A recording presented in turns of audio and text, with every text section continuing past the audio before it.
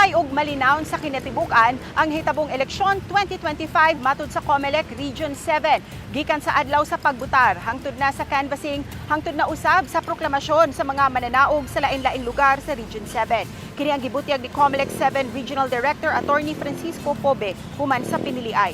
Dugang niya nga 16 ka mga lugar nga gipaubo sa yellow category, wala ray natala nga mga kagubot sa maong mga lugar.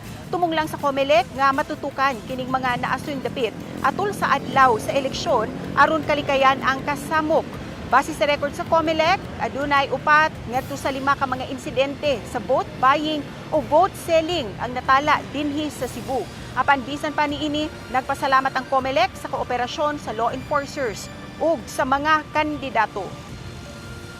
Elections in 2025, I would like to say, and I'm proud to say, na we have conducted the elections in a very orderly, successful manner, and then overall we have a general peaceful elections.